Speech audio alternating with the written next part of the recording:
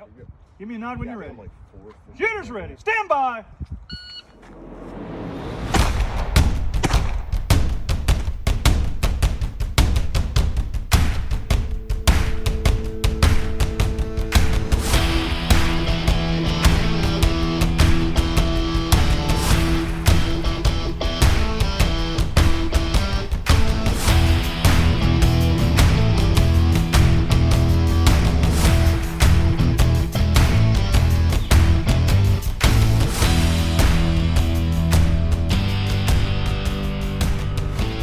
Hey everyone, welcome to this episode of Bullets and Bourbon. I'm Matt Gunlock, and I will not be joined by Frank Gow tonight. He has other, things going on ever since he transferred up to Annapolis.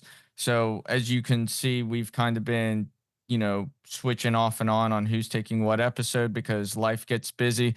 But tonight we have a very special guest. We have Tim Parkhurst, who is the president and CEO of the Marine Scout Sniper Heritage Foundation. So before we go any further, Tim, can you go ahead and give yourself a quick introduction? Yeah, absolutely. And first, let me thank you for having me on. I really appreciate it. We are a really small organization representing a really small community of Marine Scout snipers. So we're related to the Marine Scout Sniper Association, which is a membership organization for guys that have served as Scout snipers. And the association has been around for about 25 years. Jonathan Taylor, JT, runs the show over there right now, and they're doing great things for our members and our families. But about a year and a half ago or so, we were having a discussion about the fact that there didn't seem to be any kind of memorial to honor our war dead, from the Scout Sniper community. And, of course, Marine Scout Snipers, we're kind of on the pointy tip of that spear, in any conflict. And we've had our share of losses, and it sort of shocked us to realize that there was no memorial. And so we looked around, and sure enough, it was true. And we thought, well, dang, that sucks. and then we realized that, we're probably the guys that need to do something about it. And the reason the Marine Scout Sniper Heritage Foundation came about is because the board of directors of the association realized, being all volunteers like they are, having day jobs and families, that there just wasn't the bandwidth, to be able to do, to manage this organization for our members and their families, and at the same time try to plan and raise money for and build a war memorial. It's a big project. And so the Marine Scout Sniper Heritage Foundation was born. I was appointed the president and CEO back in January. We have our own board of directors now that I work with, all volunteers, most of whom are Scout snipers, some of whom are just closely associated with the Marine Corps in various ways. And we've been working hard trying to put a plan in place. Our slogan is to remember the sacrifice and honor the legacy of this 105 years of Scout Sniper history that we've got. And, that kind of brings up a whole nother topic. And, when we started looking at doing a memorial and kind of looking at our history and how we want to tie that history into the memorial, we found out some things that none of us knew.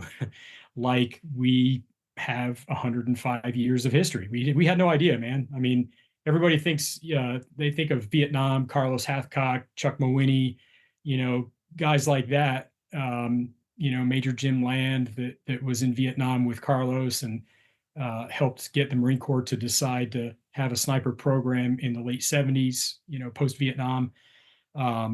And that's kind of all we knew about it for sure, right? We knew that for certain because some of those guys are still alive.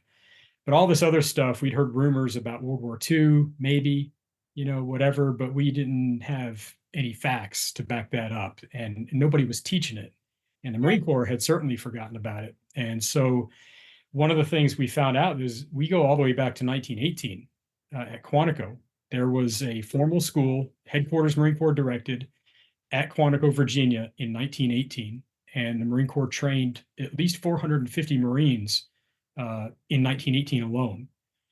And so lots of history going back. And so our goal is not just to build a memorial, but to back it up with actual research, archival research, to dig up the facts about how the Scout Sniper program was formed, what it looked like in every era, who participated in it, how men were organized and employed in combat during those times. And man, we're just uncovering tremendous amounts of information now that we're actually looking for it. Mm-hmm. And we've got a couple guys on our team who have a great deal of experience with archival research, and that's really helped us out a lot. But yeah, this whole thing, this logo here that we have, the silhouette image of the World War I observer and the Afghanistan era shooter, came about because we found out that we go back to 1918.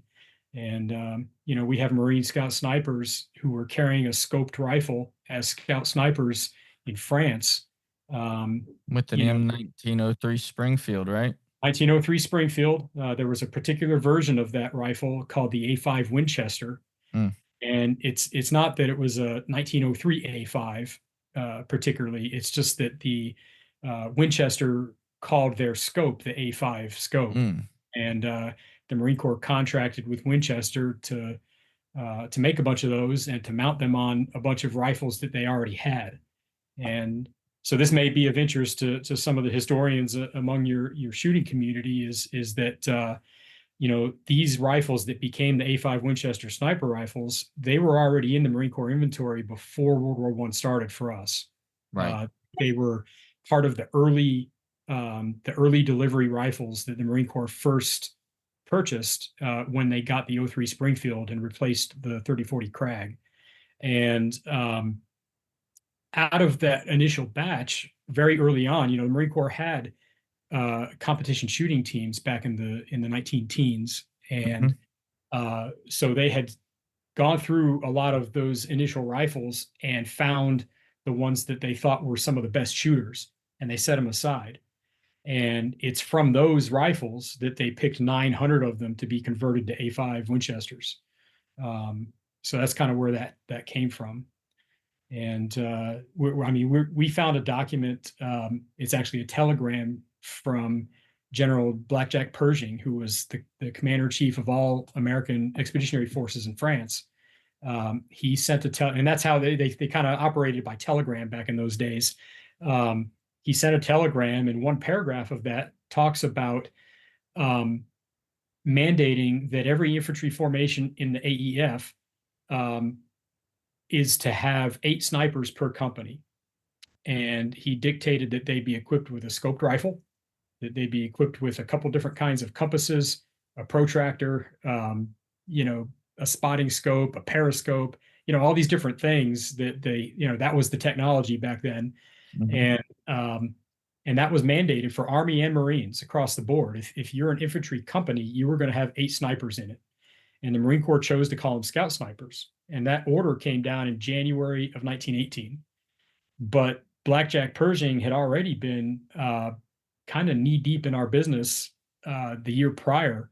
In October of 17, he actually his office communicated directly with the commanding officer of 5th Marine Regiment and ordered him to give up 90 of those A5 Winchester rifles to a sniper school that the British were running in the UK. And so apparently in the fall of 1917, 20 American officers were attending that school. And these rifles were meant to equip them during the course of that instruction. And so 5th Marine Regiment actually gave up, a bunch of their rifles to that school, because in late 1917, our Marine units weren't committed to combat yet. It wasn't until April, I think, of the following year that we started seeing action. And so they were pulling equipment and things like that from the Marines in the interim until, just kind of get them by. Everything was in short supply back then. But anyway, that's one of those rabbit holes we were talking about earlier. Yep. But no. Yeah, so we're trying to honor the remember the sacrifice and honor the legacy that goes all the way back to that time. So I'd like to take it back to yourself for a little bit. So you're a retired master sergeant, scout sniper.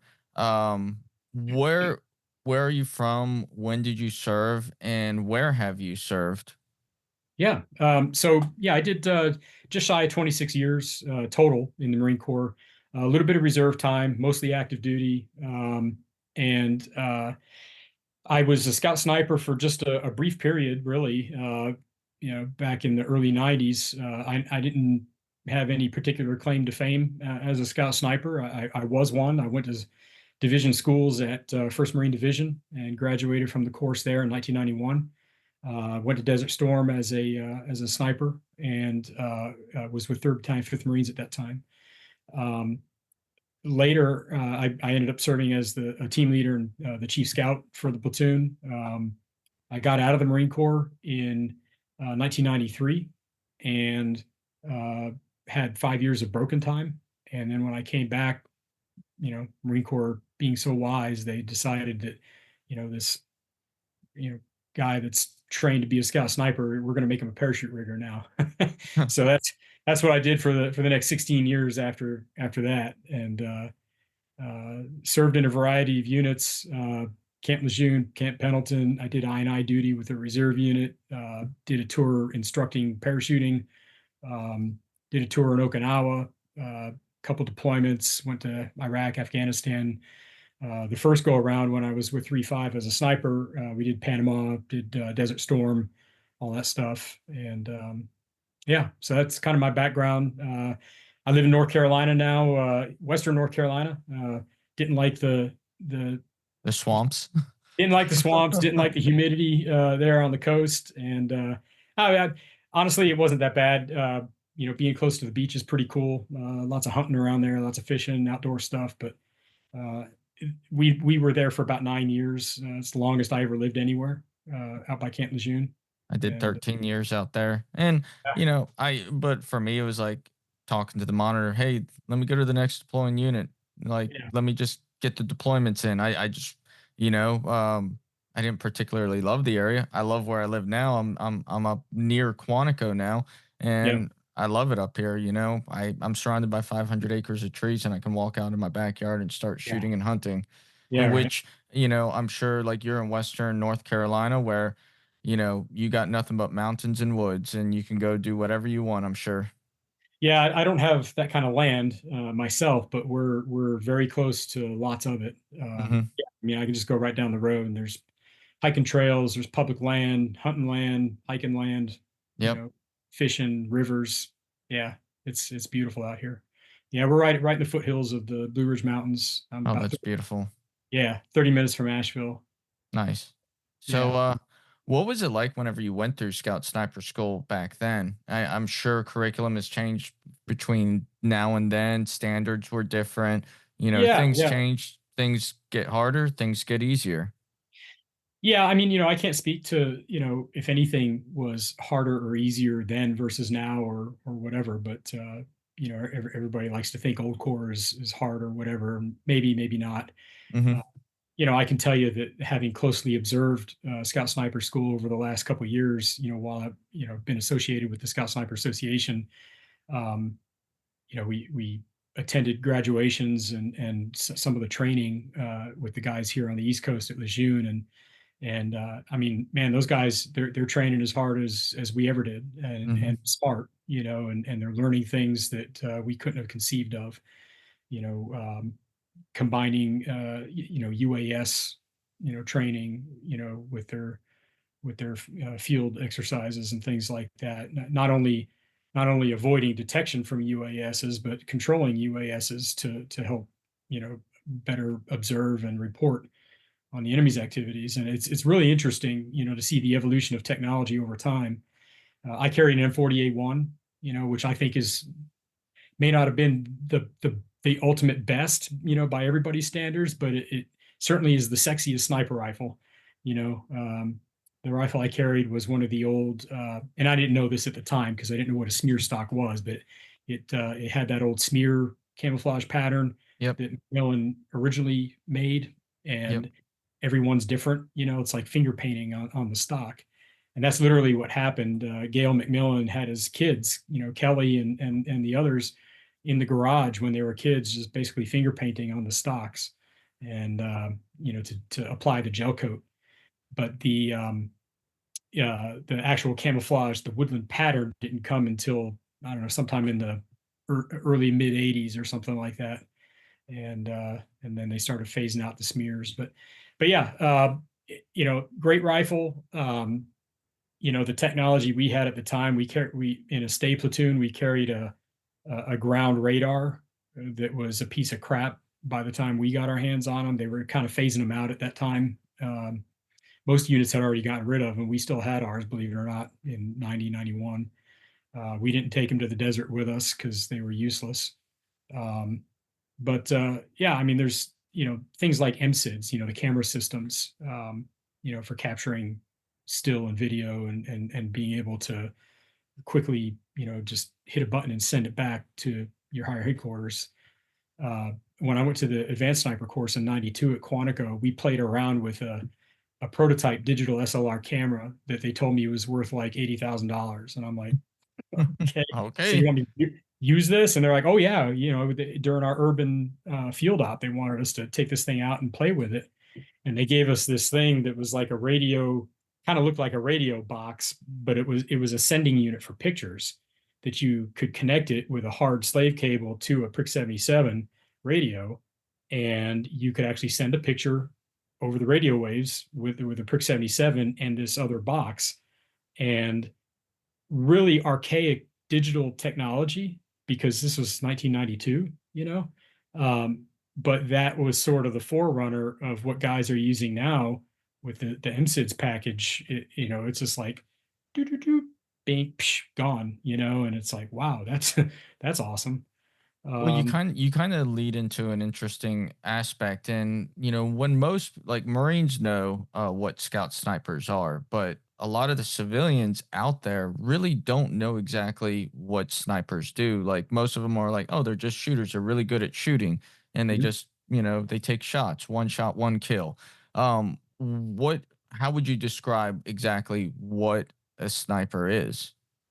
Yeah, so I mean, the definition for many years has been, a scout sniper is a Marine who's highly trained in field skills and marksmanship, who can deliver long-range precision fires on selected targets from concealed positions in support of combat operations. I think I got it pretty much right.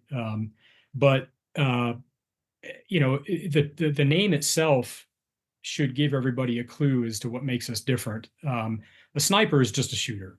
Mhm. That's all a sniper is. A scout sniper is what we've made our snipers. Our snipers are not just snipers. They're collectors and reporters of information. They gather information on the battlefield. They help shape the battle space. They're the eyes and ears of the battalion commander, because sniper platoons in the modern era, anyway, since 1977, have been employed at the battalion level. They're owned by an infantry battalion. And so they're not just some attachment that comes from division and gets chopped to the battalion, when the BLT forms up to go on a MEU. It's an integral part of that infantry battalion. So the scout snipers themselves came from that infantry battalion, right? So before I was a scout sniper with Stay Platoon 3-5, I was a dragon gunner in Weapons Company, 3rd Battalion, 5th Marines. So those Marines in the line companies, they're my Marines. I know them. And when I became a scout sniper, it became my job to support them as a scout sniper. And so, a lot of people think, scout sniper is a sexy job. It's like the primary focus of effort. It's not. We're support just like everybody else is. And so you got scout in the name and you have sniper in the name. And the scouting piece is every bit as important and probably more so than the shooting piece. You can hand any idiot a rifle and eventually train him, to shoot pretty well. But having the field craft and the technology and the knowledge of how to use it, and the personal G2 in his brain housing group to be able to have an awareness of what's going on around him, to see things that are in front of him on the battlefield, that's important to my battalion commander. I need to report on that. I need to take notes on this. I need to photograph that. I need to sit and exercise some tactical patience rather than shooting at it and giving away my position, and just see how the situation develops and then report on it. there's a lot of reporting going on. And, of course, in the modern age now with technology, it's a lot easier to report. It's also fraught with complications nowadays because all of these reporting type of technologies emit signals, electronic signals. And nowadays, anything that emits an electronic signal is also a target all by itself just because of the signal. And so, tactics, techniques, and procedures are developing as the threats develop. We're talking about gearing up for a near-peer threat with China or whoever. And that's very different than going up against the Taliban or ISIS over in the Middle East. It's also very different these days from going up against Russia. Maybe not too much different, but it is. They're different theaters. Russia's in a different state of the well-being of their military. they're very much degraded after everything that's going on in Ukraine, and their political leadership is not nearly as strong, I think, with regards to the support that and the funding and everything else that they've given their military. China is much more focused and much more, I guess, better managed, if you want to put it that way. So yeah, I mean, different world that we live in from when I served as a scout sniper. When I first joined the Marine Corps in '86, the big dream for a grunt back in those days was to get tasked with going and rescuing POWs from Vietnam, because we were all hoping there were still some alive, or there was the big Soviet threat because the Soviet Union was still a thing, and we were going to go plug a hole in the Fulda Gap in Germany or something, and face down a bunch of tanks. But neither of those ever happened. But just shows how little we know about what's really going on in the world sometimes, when you're young and dumb. But oh yeah. I mean, it all comes with age. Like perspectives change over time as you get older, and like as you get more information, I suppose. Yeah. Well, to answer your original question, man, I think the guys that have recently gone through Scout Sniper School are as well trained and equipped and work just as hard, if not harder, and maybe their training is better than ours ever was. I look at it as you look at everything that they were tasked with most recently, and like they had many different jobs. Like the battalion's first line of intelligence, they're shooters, they're observers, they're joint. Like some of them are joint fires observers, where they have to put artillery, naval, and air CAS on target. Like they have to get smarter and smarter and smarter, and it just doesn't take anybody that can do that job, and they have to be physically and mentally tough with everything that they do. And I think the path was paved back in the early days, but it has just progressively gotten more rigorous over time. Yeah, the job is no less physically demanding or mentally demanding now than it ever was. If anything, it's more so. I think the problem, and history bears this out. There are some in our community who think that the reason they did away with Scout Snipers last year is because we didn't focus on the right things. Well, we are a bunch of, for the most part, junior enlisted guys, right? If you talk about the guys in the sniper platoons, most sniper platoons didn't have anybody above staff sergeant. Maybe they had a gunny for a little while. Maybe that gunny was a scout sniper. Maybe he wasn't. Maybe he was just some infantryman that the battalion commander stuck in there because they needed leadership, and there wasn't a scout sniper senior enough in the battalion, right? I can tell you when I was in 3-5 back in the 90s, and there are other periods in our history where this exact thing occurred. So I was a sniper, a team leader, having gone through the course, but not graduating before Desert Storm, because they pulled us out of school early. We were that class at 1st Marine Division that got pulled out to deploy. And so I was not a school trained scout sniper, and then come back and attend the course the following year and graduated as a corporal. And the day I graduated, I became the chief scout sniper for Oh, the battalion. wow. And That's a big job. yeah, well, I mean, about 6 months before that, I'm sorry, a year before that, we had a gunny, uh, no, I'm sorry, we had a staff sergeant, we had probably 4 or 5 sergeants, and they were all hogs. And this staff sergeant was about to be a gunny, and they all left right before Desert Storm. And then after Desert Storm, a couple more guys left. A couple of the sergeants. In fact, 2 of them were my instructors. And back in those days, instructors at the schoolhouse were fapped out as instructors from a battalion, so the battalion could call them back at any time. They weren't PCS to the school.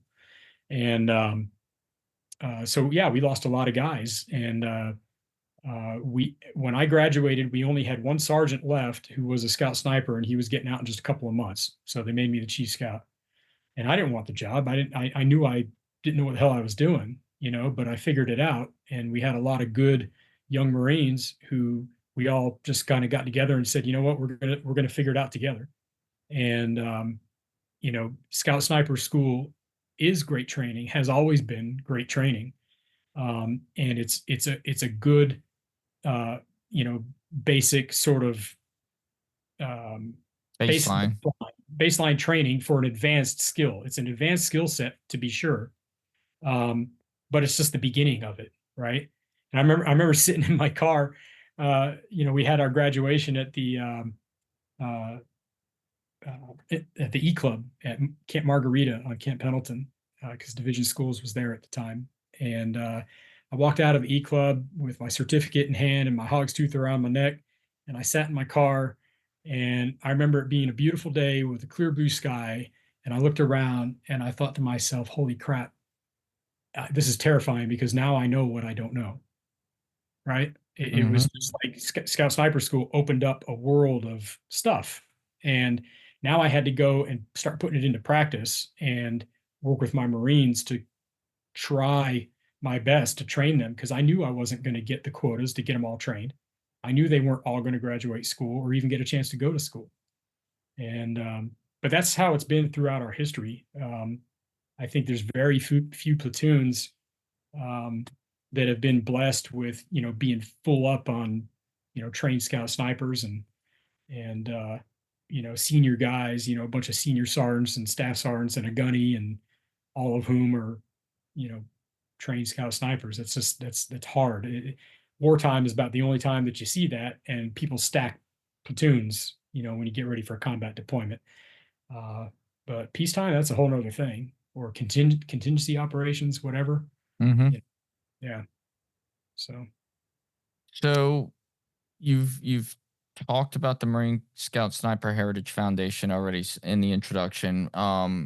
You've talked about your slogan, but what is the mission? Yeah. So the mission, it's in support of the slogan, which is to remember the sacrifice and honor the legacy. And the mission is fourfold. We want to build a memorial, which is what we're doing, and we want to name every person that should be honored by that memorial. It makes sense. If you're going to build a war memorial for a community, you ought to be able to put names to who it is you're honoring, right? That's just common sense. The problem is that nobody, not Headquarters Marine Corps, not Marine Corps History Division, not the National Museum of the Marine Corps, nobody today can tell you every Marine that's ever served as a scout sniper. Nobody. So, that being the case, and believe me, we've been to History Division. We've been, we've talked to, Manpower Reserve Affairs and different people, and there's only, small bits of our history that they can cover, or that they have any information on. And so, in order to honor our brothers, we have to do the research. So that's number 2, is doing a proper accounting of every scout sniper that gave his life in defense of our country. And they deserve to be named as scout snipers. Every Marine scout sniper in the modern era anyway, served within an infantry battalion. And so battalions have memorials, but it doesn't call them out as a scout sniper, right? Back in World War II, they served at the infantry regiment level. Um, but again, infantry regiments in their memorials, Fifth Marines has a memorial, but they don't call their guys out as scout snipers. And in fact, the last time I checked at Fifth Marines, um, their memorial didn't name everybody that was in World War II. So, um, where do those family members go, to have that touchstone to honor their loved one, their dad, their uncle, their husband, whoever who gave his life, and who, when he came home from work at the end of the day, he was a scout sniper. That's how he identified to his family and his friends. Of course, we're Marines. I get it. And the Marine Corps War Memorial in Arlington is an epic memorial. It's beautiful. It's great. It's iconic. But every other community in the Marine Corps has their own memorials too. If you go to the Semper Fidelis Memorial Park outside the National Museum of the Corps, you'll see aviation squadron memorials. You'll see 4 different memorials to recon Marines. Mm-hmm.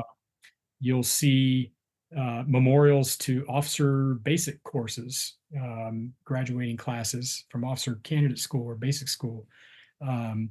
You'll see all sorts of different. There's a combat engineer memorial. There's an Amtracker memorial that's in the works right now. Different things like that. And so why shouldn't we? We're an elite community. There's no disputing that. In the modern era, when Scout Sniper Instructor School was stood up, every other service wanted to be like us and came to us for advice on how to stand up their schoolhouse.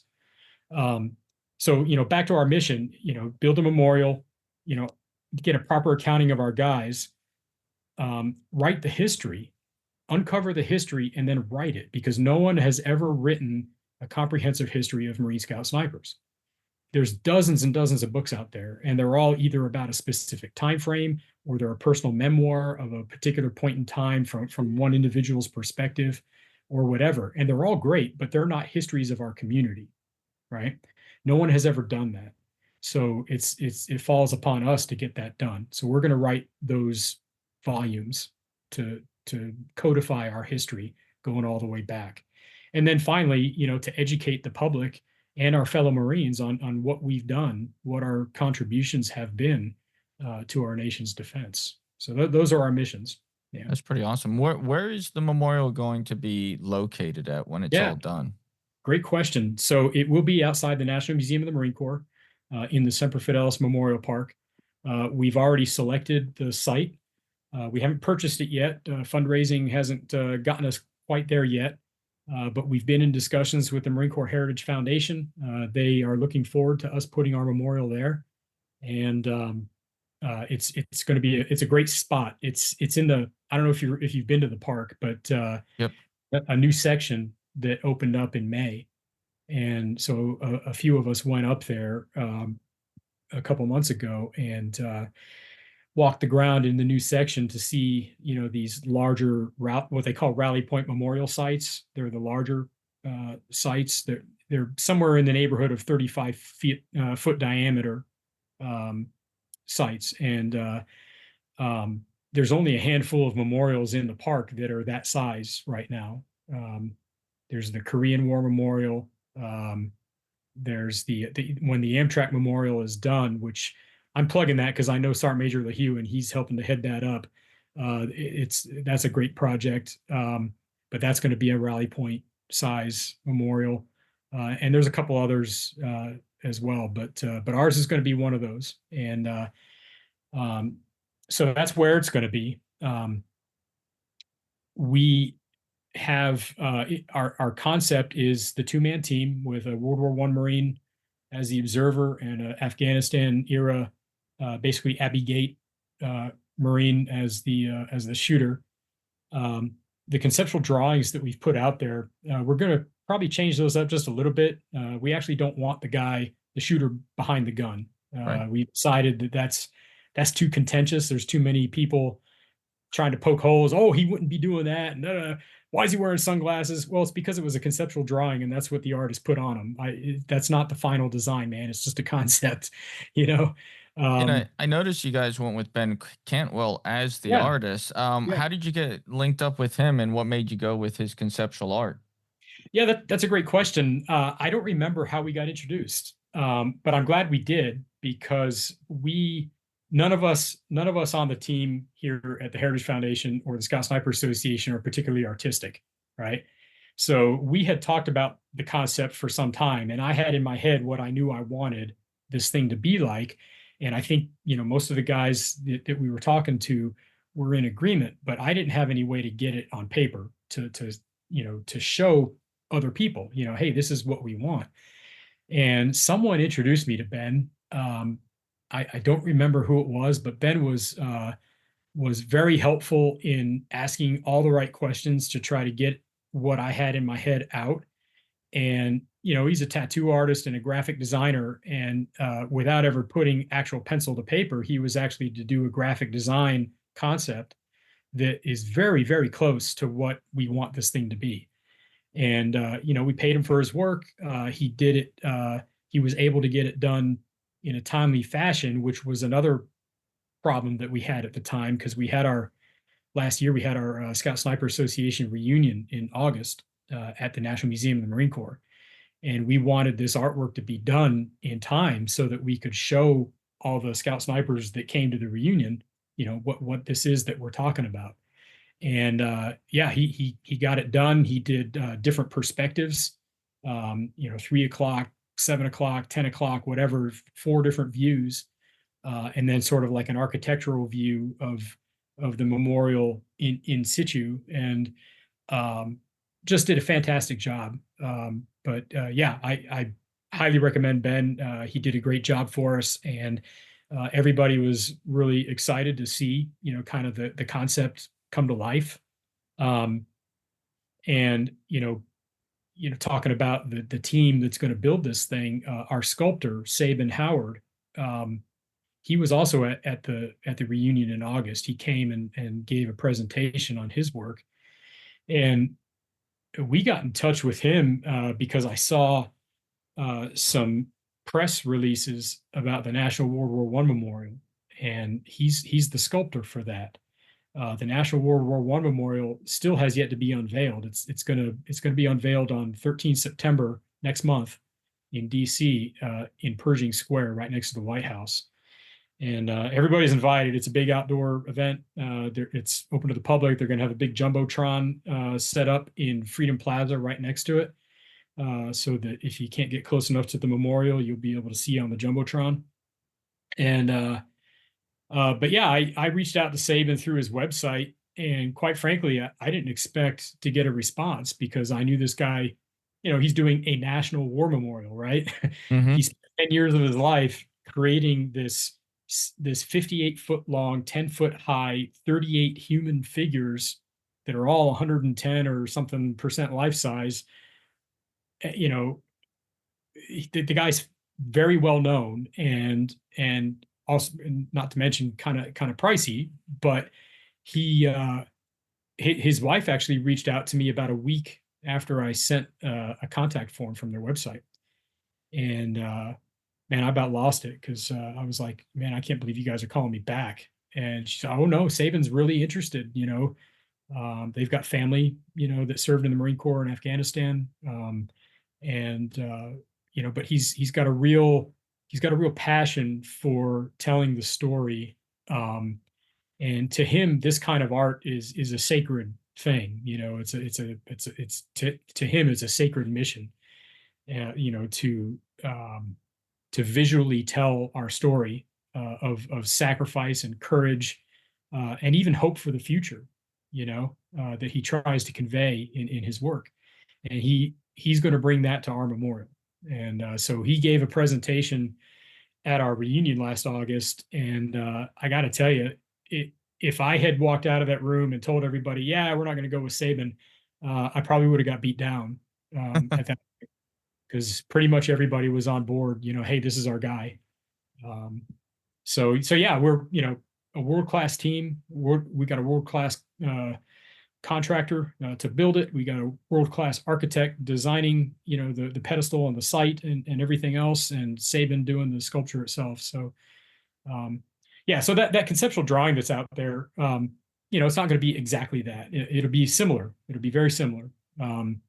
But yeah, it's going to be, people are going to be pleasantly surprised, I think, when they see the final product.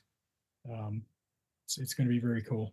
No, I just looking at the drawings on the website, and seeing, listening to all this, like, this is something I want to see. I mean, I live 45 minutes away from the National Museum of the Marine Corps, so it's Yeah. like something I want to go to and see whenever it's all unveiled. So that's really cool.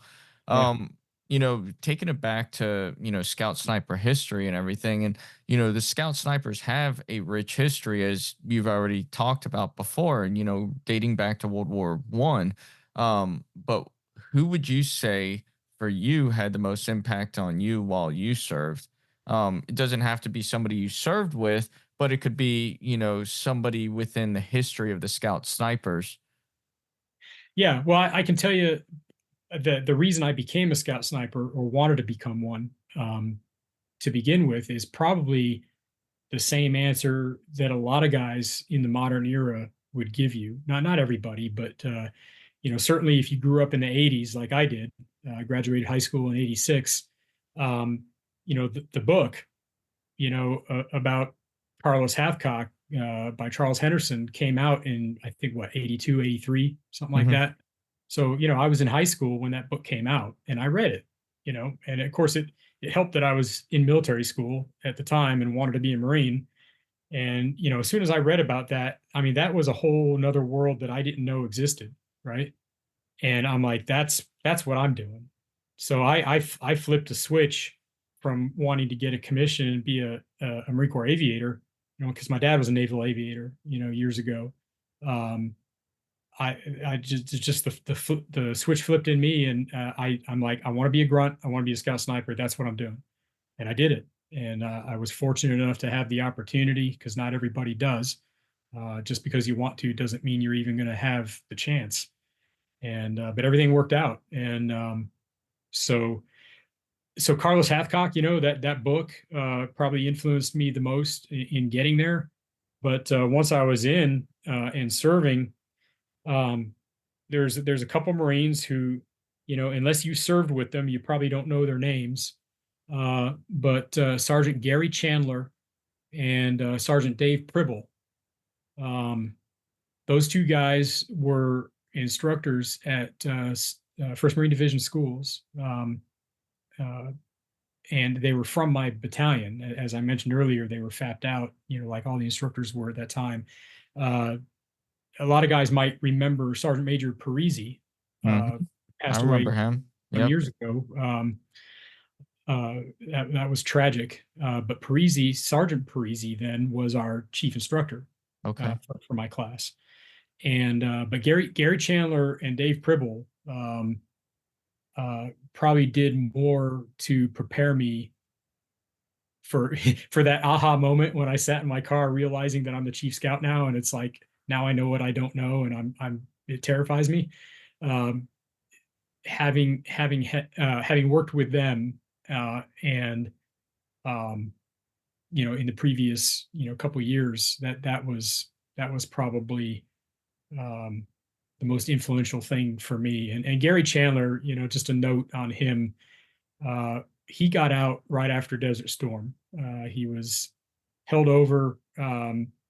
He was supposed to get out prior to, and then they held everybody, for a time and that kind of thing. And anyway, after the war, he got out, and uh, he had gone down to Arizona to take a motorcycle mechanics course, and to get certified, to work on all these different motorcycles. And we had heard rumors, I say we, just the guys in the platoon, that he had gotten sick and was in the VA hospital with Gulf War syndrome. And we didn't know what the hell that was. We didn't know what that meant. We didn't have any way of reaching out to Gary. It was before the age of the internet and smartphones, right? And so I don't know where the story came from, but we heard he died. that he dropped a bunch of weight and passed away all the way back in like 1991 or two or something like that. And so that was it. That was the end of the story of Gary Chandler. Well, fast forward about 30 years, I got a call from him October of this past year on my cell phone. And he's magically alive. And I about, shit myself, and he's talking, he's alive. And he's like, yeah, the stories of me getting sick, that all happened. I was in the hospital, blah, blah, blah. And I just took the opportunity once I got out of the hospital to just drop off the map. And, he went and started a family, started a career as a ship's engineer working on the Great Lakes. Um, and then I recently went to go visit him and another buddy of mine from back in those days that live up in the UP of Michigan. We went up there in July, and me and my other buddy Jeff Madai, who was in the platoon with me, he and I graduated the course together. Gary was one of our instructors, and we went to go see Gary and went out in the middle of nowhere where his house was, banged on the door and yelled for him to get out here. And some younger guy came to the door and said, "Who the hell are you?" And well, we're friends of Gary's. And he's like, "Well, Gary passed away 2 months ago." Oh man. And it was like, "Are you freaking kidding me?" And it's like, well, no wonder he wouldn't answer his damn phone, So I know I tell that story now for two reasons. One, to honor Gary, because if you didn't serve with him, you probably never heard of him, but he was a damn fine instructor, a really good scout sniper, a solid dude that did the community proud. But also, to just the general veteran community, to let him know that, what, man, those relationships that you had way back when, they matter. They're still alive. They're, Yeah. reach out. Yeah. Yeah. And we just waited too late with Gary, he waited too late, to reach out to us. But yeah, good memories with that guy. So anyway, that's my Gary story. No, it's a beautiful story, and it's tragic at the same time. It's a reminder of, we all serve with people. We all serve with people we love and care for, and Yeah. that, we don't reach out often enough, Yeah. and as you get older, those relationships become more and more important because it's a part of our history, it's a part of our lives, and it's a part of who we are. Yeah. And, those people at one point in time help make us who we are to this day. Yeah. So I know you guys talk about this on your podcast a lot, about mental health and Mhm. things like that. But everything in life, I've come to realize, I didn't always understand this, but everything it's all about relationships. Mhm. You know, Absolutely. Like it's one of not the it's not yeah, it's not one just of who you know in the sense of, well, I got to know this key guy, Yep. to have this transactional relationship, but life is about relationships. Absolutely. And And I got out for 6 months after my first enlistment, decided to come back in because I missed the community. yeah, Whenever I retired, I was like, I want to try a job outside of the Marine Corps. And it was, it was what it was, but what I truly missed was the people. So now I'm working for the Marine Corps again, and it's like I have a mission and a purpose, and yeah, yeah, it's inherently part of who I am. yeah, And it's not to say that I can't turn it off because I'm a civilian working for the Marine Corps. So I can still have those relationships and influence in a positive way. Um, and it's cathartic to me. yeah, That's what keeps me going. The fact that I know I can still make a difference outside of the Marine Corps. yeah, yeah. Absolutely, man. And having done this transition thing twice, once back in the early '90s, and then when I retired for good in 2014, it wasn't any easier the second time around. No, I think I had better tools at my disposal, and I had a better team, i.e., my wife and family and friends and things like that. But yeah, it was just as critical at that point that I find something useful to do with my life, or else I was going to drift again. And yeah, but you know, yeah, talk about purpose. I mean, that's one of the reasons I'm doing what I'm doing now. Like I said, I'm nothing special as far as scout snipers go. I'm just a guy that did the job for a little while, and was fortunate to have, sort of, come in close contact with greatness occasionally, because there were some great men among us.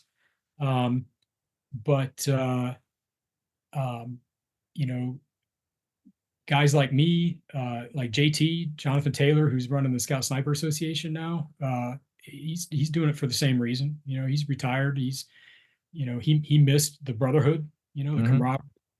And I think all the guys that serve on our boards and volunteer with us and help out are doing it for the same reason. It's partly for ourselves to kind of keep our own heart whole and healthy. But there's just something about having a well-rounded life. If you're not giving back in some way, it's not well-rounded. If everything is about take, or just chasing the almighty dollar, as our society would, they don't necessarily tell you that that's what it's about, but that's what it's about. And it has to be oftentimes, or else people can't pay the bills, right? Right. You get caught in the rat race, but there's so much more that's so much more important. But Well, I want to give a shout out to the guys at the Scout Sniper Association. They've got some things going on. Your listeners might be interested. So the Scout Sniper Association is sponsoring shooters to go compete. So active duty guys, primarily, but also former action guys from the community and stuff like that. And so they're looking to try to formalize an SSA team. that's pretty cool. Competitive team, yeah. And they're looking to get into different disciplines too, not just PRS or ELR or whatever, but maybe 3-gun, action pistol, whatever. There's lots of ideas being bounced around, and there are guys in our community who are interested in all of these things. The 22 ELR, rimfire ELR, that's an up and coming thing. There's a bunch of guys doing that now. So yeah, if anybody's interested in something like that, reach out to JT over at the association. Yeah, man, and they're doing great things, taking care of our families too. This new board of directors that's come on board since I left are doing fantastic work. Fielding support requests from Scout Snipers, family members, things like that. So yeah, I just wanted to give them a shout out.